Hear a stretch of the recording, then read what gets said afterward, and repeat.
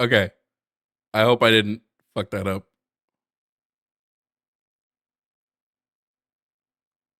Am I still here? Am I still here? Am I still here, chat? I accidentally clicked end stream when I meant to click record. You guys still see me? Okay. All right, cool. Cool. Yeah, I accidentally hit end stream. That was my B. My B. YouTube, you still there?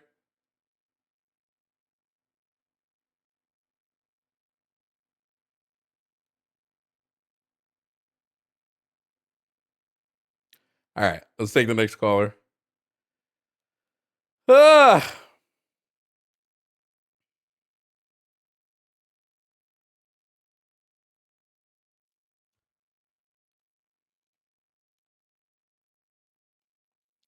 All right.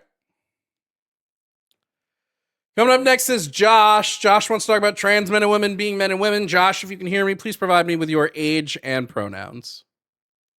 Yeah, Josh, 30, he, him. All right. Now, Josh, I think trans men and women are men and women. Do you disagree? And if so, why? Uh, the first part is I have a very rough understanding of what you've defined as men and women, and I don't know if I have the right definition. Okay. Because I've heard the schema statement before, Uh but huh. I don't really. I personally do not have a firm grasp of what that means.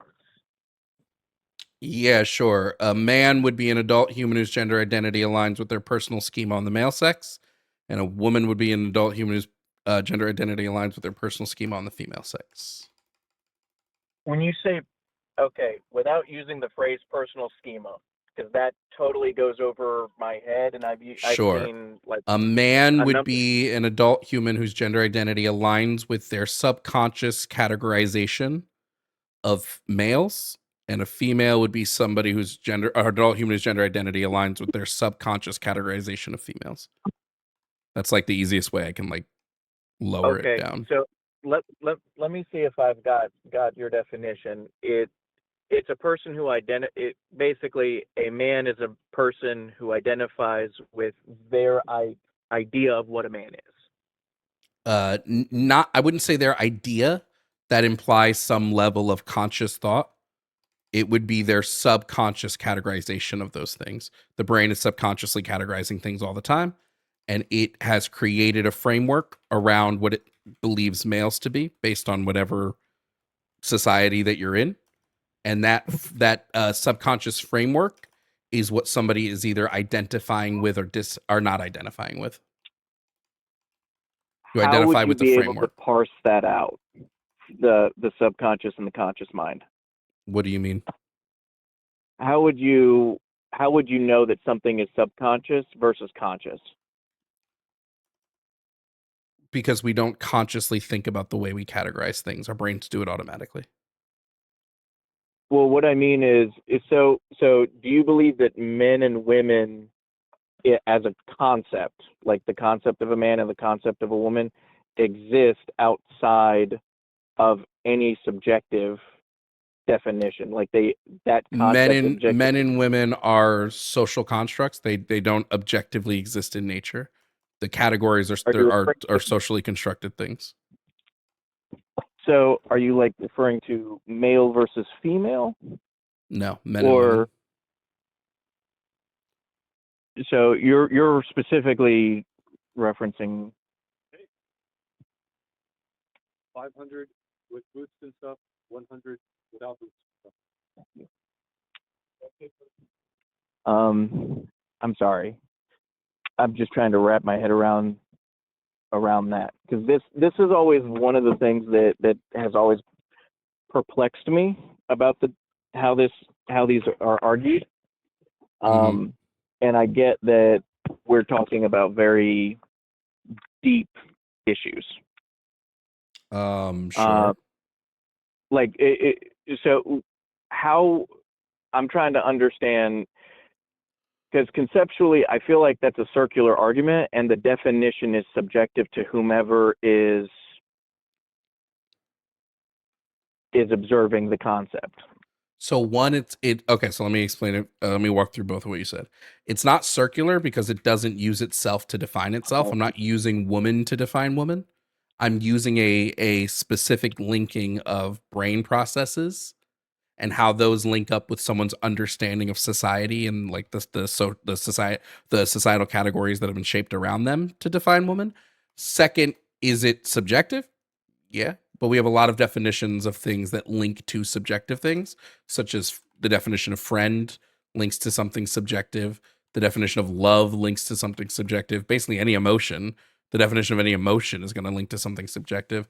Something being subjective, which just means that it's mind dependent, does not discount it. It just means that it only exists within the confines of a mind, which, yes, my definition directly calls to a mind.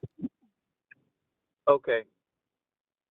Can a biological male be a woman? Yes. Okay. So we've divorced the concept of gender from biological sex. No, we have not. Okay. How have we not? Sex and gender are not the same thing. They do have an inherent linking. So when I say your gender, in my definition, when I use the phrase gender identity, I'm using the definition of that they use in neuroscience, which is the subjective perception of your sex and the way that your brain like sort of orients that perception of your sex in your body. So it would be your perception of your sex, right? And whether your brain's subconscious perception of your brain's subjective perception of your sex aligns with your brain's uh subjective schema on whatever sex we're looking at. So it's if those two things align. Gender and sex have a direct linking. They always have. They're just not the same thing. So I've divorced them in the sense that I wouldn't use one to I wouldn't use sex as a determining factor for what gender is, but they play a role in each other. Okay.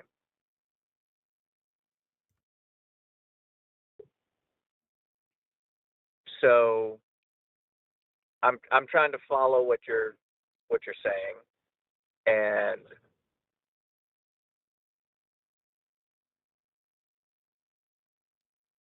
what is it that if a biological male says their gender identity is that of a woman, okay, but they are still biologically male, how do those two things reconcile? They would never not reconcile. Like there's no, I don't understand what the question is asking, because what I'm defining as gender, or like what I'm defining the gender categories to be, right, has nothing to do like art. That's not what I mean. Your own sex doesn't define what your gender is per this definition. Your sex just informs the way your brain links to something that will then define your gender. So you can have the let me break it down easily. If I have somebody who's male, right? But their brain is analyzing their own sex, that does this subconsciously. It's a subjective thing. It just your brain just sort of determines these things. Your brain is looking at your own sex and you're going, something feels off, right, about my sex being male. But Okay. when I look at the way, and this is the brain talking, but when I look at the way I've categorized female over however long I've been doing it, when I look at that, something feels more right. I feel more aligned to that. So your brain is saying, well, your sex male isn't aligning to what you view males to be, but your sex male is aligning to what you're viewing females to be. And that becomes your gender. Because it's a mix. Gender is a mix of your own brain's perception as well as the societal categories and roles that we have between these things. Is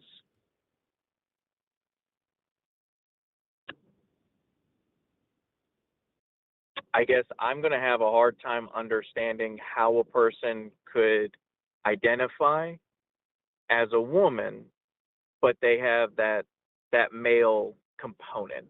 I Well, guess because it's you are conflating gender and sex.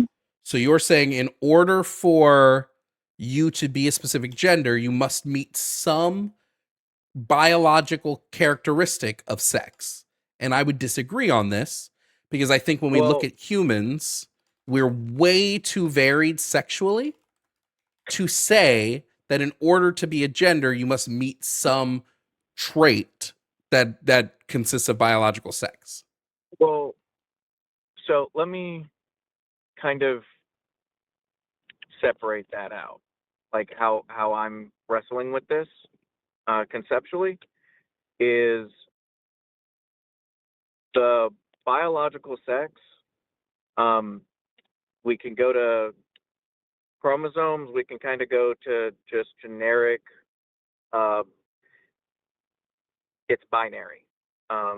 I just that's my perspective on that. Sure, I Um, will let you know biologically we don't view sex on a binary anymore. In biology, it's viewed on a bimodal spectrum, like a bimodal I distribution model. I That's really just the way we understand do it. that there's this concept of a spectrum out there. Not a concept. Um, This is like taught in like first level biology classes. I get that that is taught, and I still have I cannot wrap my head around how they do that. Let Like me it okay. doesn't. Let me walk this through to you. Let me walk this through to you. What do you think if you had to pick the trait? Right, we'll play pick the trait. Sorry, I coughed. So let's say we have males. Are males or females? We can pitch whatever one you want. Uh, what's the trait? What is the trait that makes someone a male, or what's the trait that makes someone a female? You're gonna get into. I think I know where you're about to go. Is that you can have like intersex individuals or individuals who would identify with one sex but cannot meet other criterion, and that's I Es- think where the like where you're going with the spectrum piece. Essentially, the reason why it can't be a binary is because a binary is saying there's only two distributions of this thing. There can only be two. We know that there's way more than two distributions when it comes to human sexuality. So because of this, it can't be a binary. There Well, would it's not literally the second there from a becomes. I'm sorry. Go ahead. when you say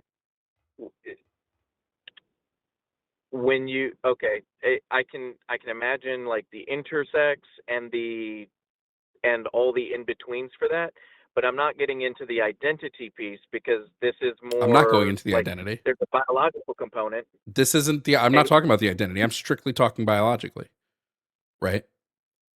well, like if you look genetically, it's going to be XX, XY, and we are going to set aside the people who have Well, yeah, wait, but like that's just it. That's just it um, right there. That's it right there. You're going, it's only XX and XY if we ignore the 20 other ones that we've discovered.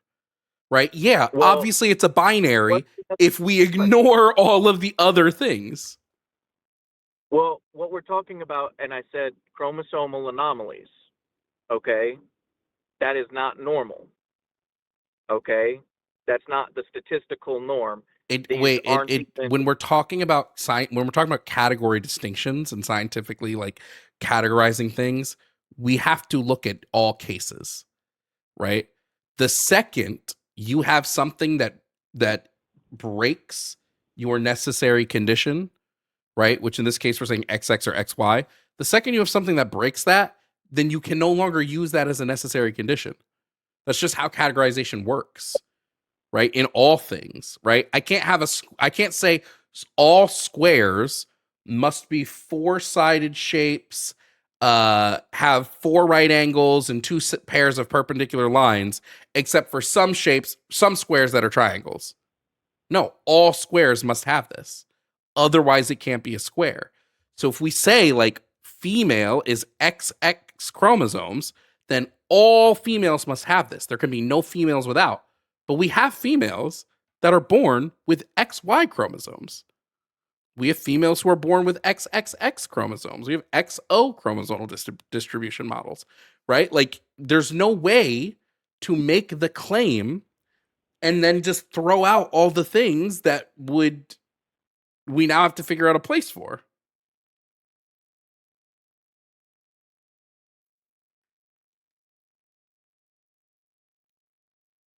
Okay.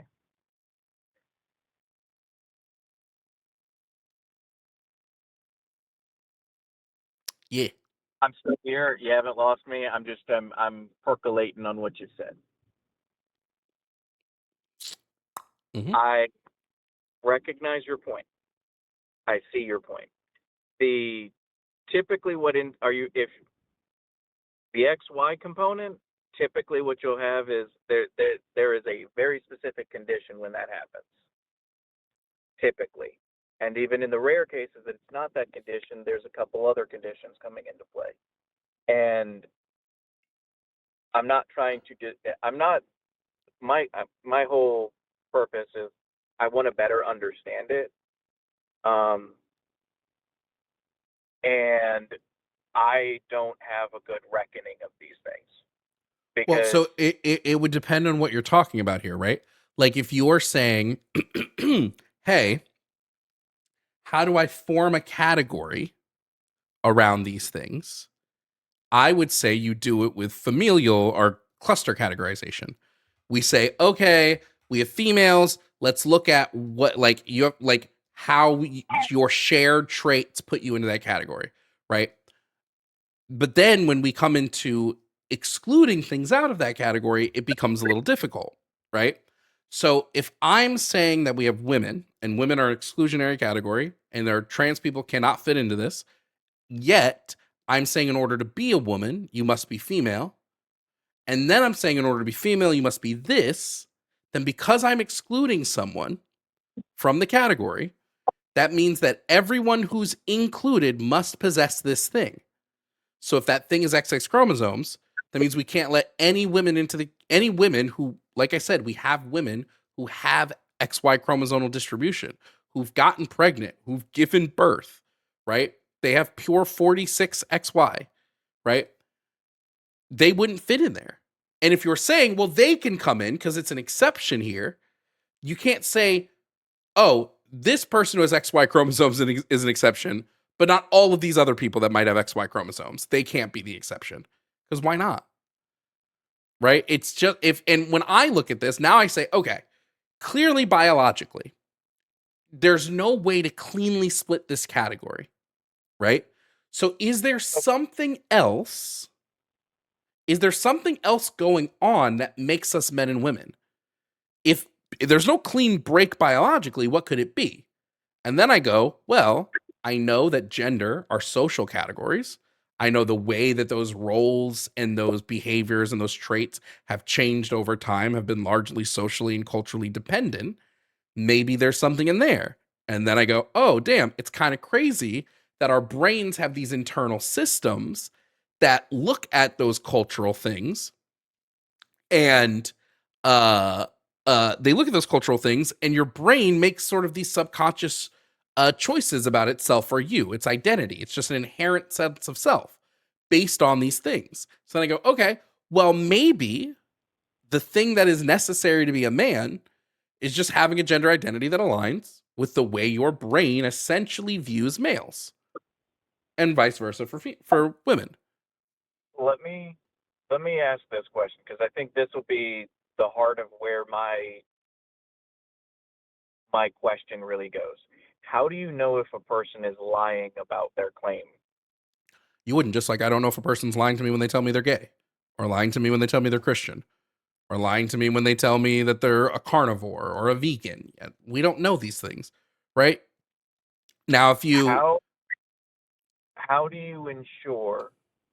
Because this is where my umbrage and personal a very personal thing happened to a very close family member of mine by a person who claimed to be uh, trans, and that woman that is close to me was assaulted by a trans individual who claimed to also be a woman was and insulted, got an organ that was used to violate that person.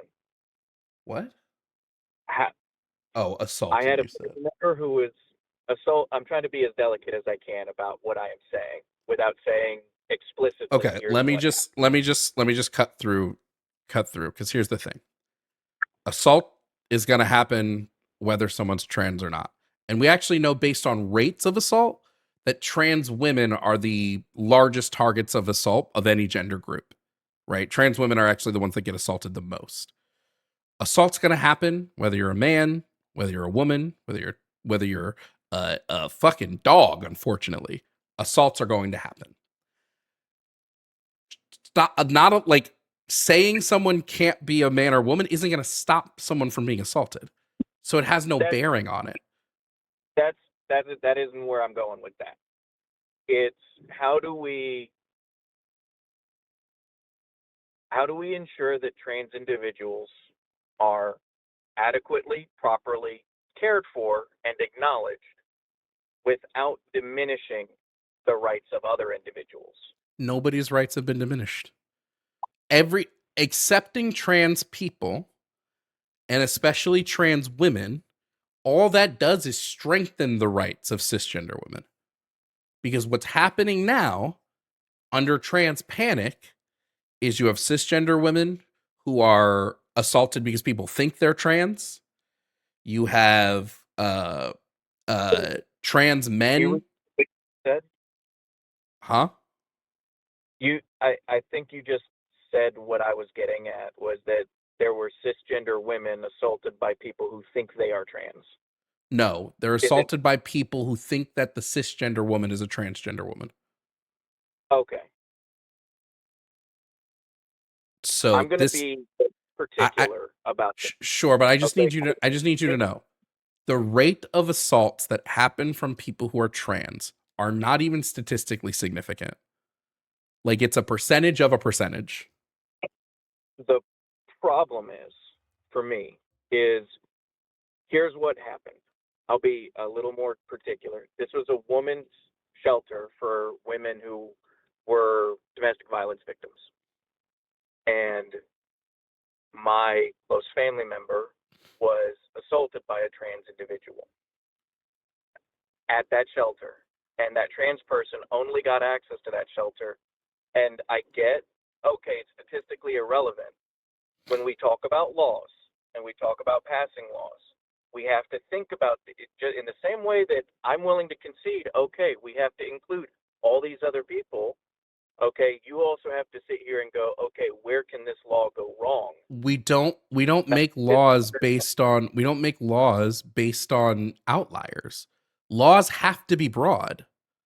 That But we you can't make also have legal to code ensure, that accounts for every like little minuscule thing. But again, there are cisgender women who are assaulted by cisgender women at women's shelters. So I'm like, missing that. but this is my thing. But If the issue is assault, if the issue is actually like assault, right? That's gonna happen whether you ban trans women here or not.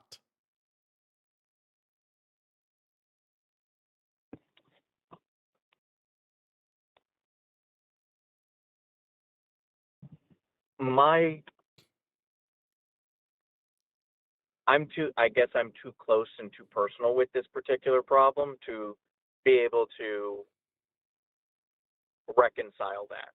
Looking at a demographic of a crime and going, we should make it so that these people can never commit this crime always leads to bad things, right? We can't look at a demo. I'm not up here going like, I recognize that like most school shootings happen by white people, right? But I'm not up here going, take all the guns away from white people because it would lower all of those amount of school shootings, right?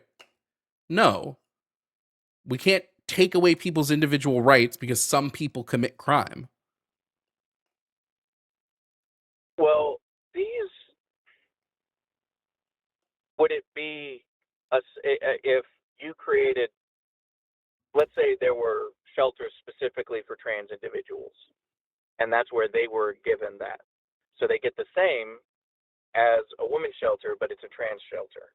So like we would, just so that I understand what you're saying, we would have a separate shelter, but it would be equal to everything in the other shelter. Like they would have equal tools. The access to the same. Yeah, so it would be Be- separate, but it would be equal. Do we have men's shelters that are separate be equal?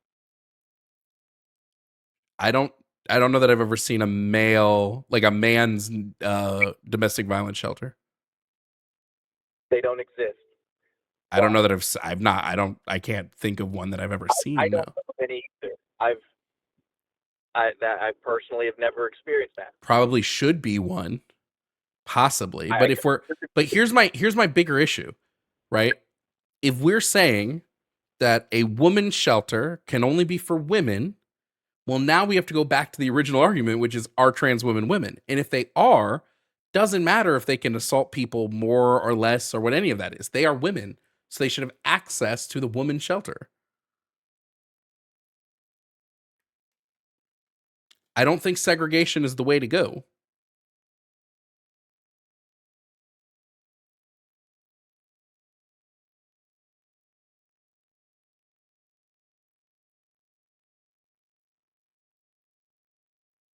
How do women's shelter?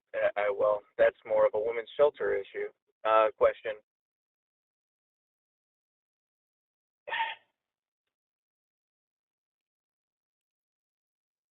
It again. It's going to go back to this was a very personal thing, and I get very emotional about it, and it hurts and tears me up inside. So I mean, but just real quick, I just something to be aware of. Most women that you know in your life, most most women, whether they be trans or cis, most women you know in your life have an assault story. And 99.999% of those assault stories are because of cisgender men, not because of trans women. But we don't go out here saying, well, we need to keep men and women separate at all times. No, we recognize this.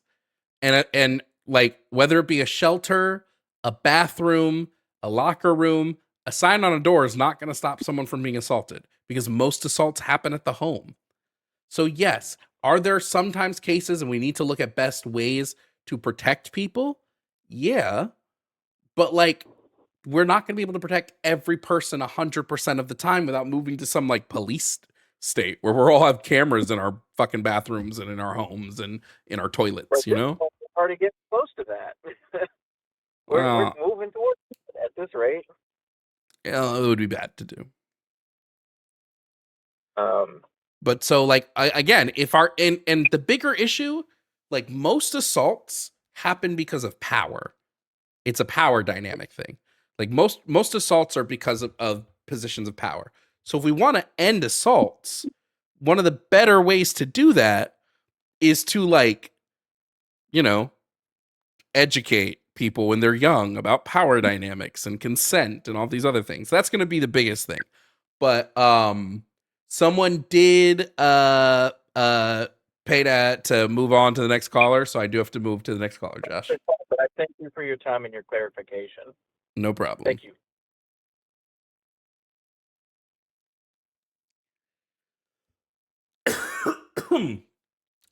That was Flux on YouTube. That was Flux. Thank you, Flux. All right, we got one more call, and this one's like an office hours one, so let's pull this up. This is gonna be Max 22 from Virginia. Max, hello. Can I get your pronouns, please? Sure, they, them. All right, cool. Max, you said you just had a question about trans argument? Yeah. So I've been kind of regurgitating your point about necessary conditions. Thief. No, I'm just kidding. And recently someone gave me a purely biological necessary condition for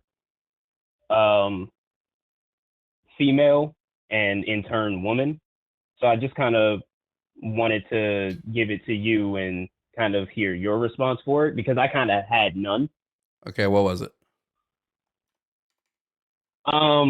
So it's the way they described it is the absence of a functional SRY protein in the biopotential gonad ridge due to the lack of an intact functional Y chromosome or the mutation of the androgen receptor gene, which permits the ovarian differentiation program in somatic cells.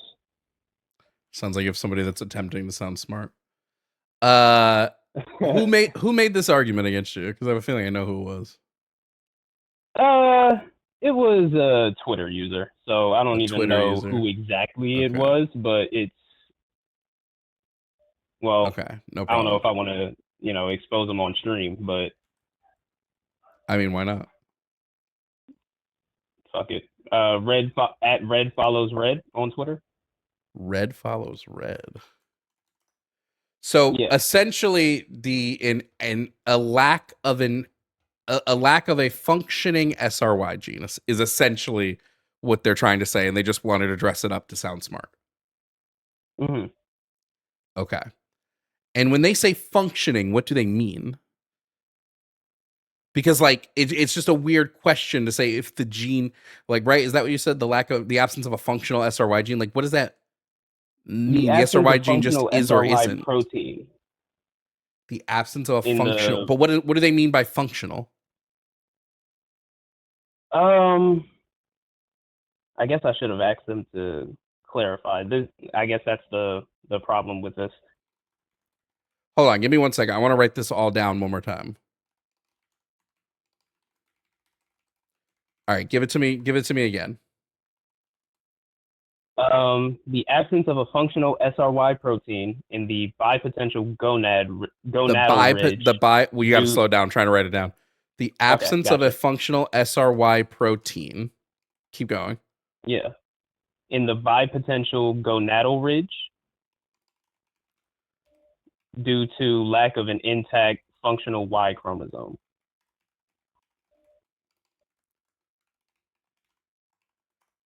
Okay. But they also gave a second one, if that one is not met, which I didn't like. They also went on to explain how necessary conditions could work in this way, and I'm not sure. I'm not certain if it could be, I'm assuming they don't. I'm assuming they don't consider people with AIS to be female. Then people with androgen insensitivity syndrome, because they have functioning SRY. Mm-hmm. They have functioning SRY genes.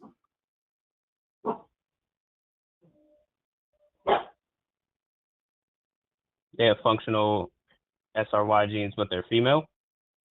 Well, it depends. Like I said, I'm wondering if they would classify them as female, because people with androgen sensitivity syndrome can often develop female phenotypes. They would just have they would either have under or severely underdeveloped testes. So what happens is they present female for their entire lives, and then they sometimes find out they got testes up in there. But that's why I'm that's why it seems like a definition created to try to make yourself sound smart, but is letting all these big words do the heavy lifting. Yeah. So that's why I'm trying to figure out what they mean by these things. When they say specifically functional SRY protein, what are they meaning by functional?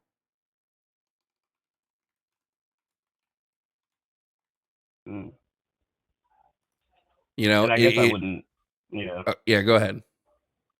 Yeah, and I don't really have their perspective fleshed out enough for you to answer that for you. But yeah, because all the SRY protein is going to do is it's going to essentially the Y chromosome is going to send the SR, and I might be wrong, but so if anybody is a biologist who wants to correct me, that's fine. The way I understand the SRY protein is that when you have a Y chromosome, it'll take the SRY protein, it'll activate certain specific genes, and those genes tend to be male phenotypic genes. Okay. So this is part of the issue, but at its core, it feels like what it feels like it would fall into the same issue all the rest do. There are going to be people who we would classify as women that don't meet that condition, such as people with androgen sensitivity syndrome.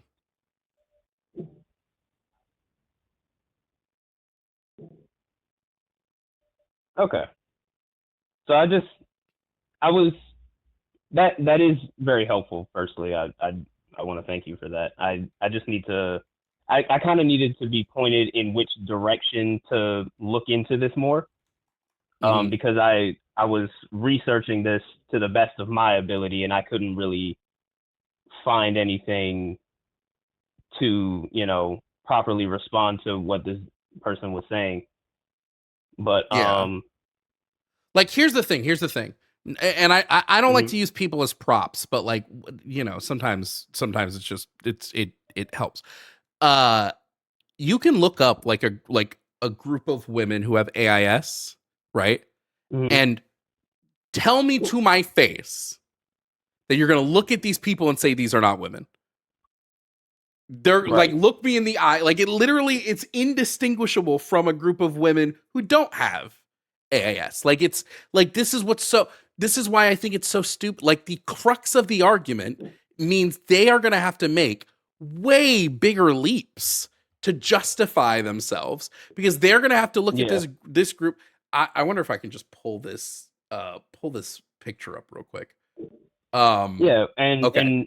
while you do, I just kind of wanted to say, like, the only response I really had, because I had no scientific like rebuttal for it, was that, like, Mm-hmm.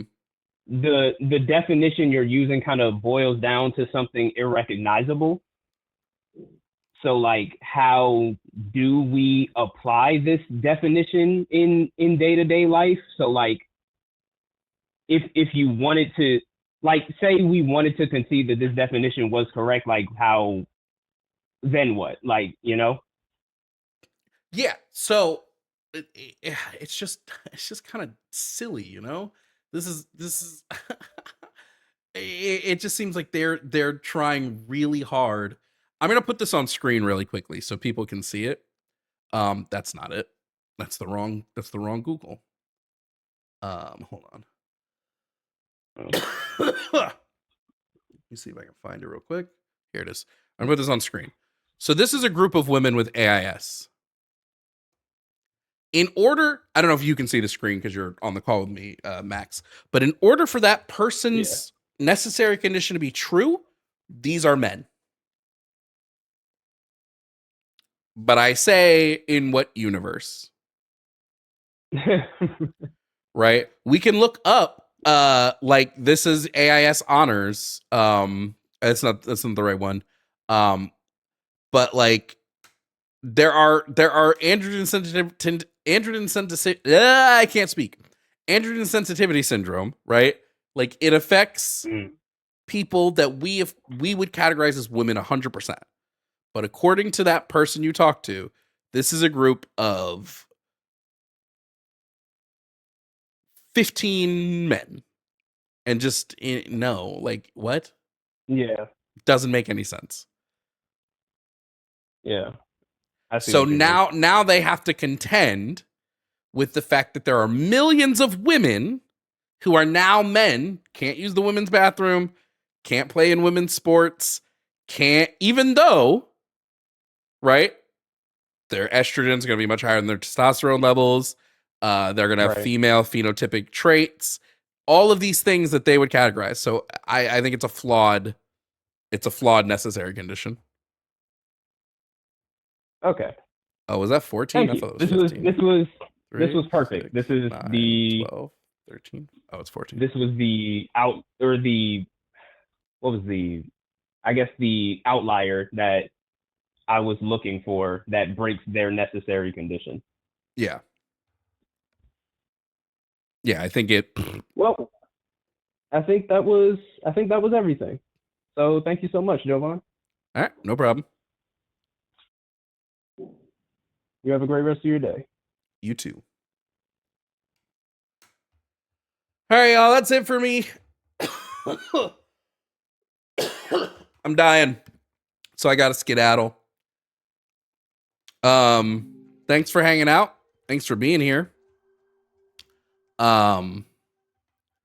It's been fun. It's been chill. It's been Gucci Maducci. Yeah. I'll try to put out a schedule for the rest of the week. Try to do that either tonight or tomorrow morning. So, next stream when? Sunday with Jimmy. I don't think I'm going to stream tomorrow. Sunday with Jimmy will be the next stream. But yeah, Gucci. Thank y'all. It's been a blast. Have a good one. See y'all tomorrow. Look out for this stream going up on the VOD channel soon. Like, should be up on the VOD channel tonight. Bye.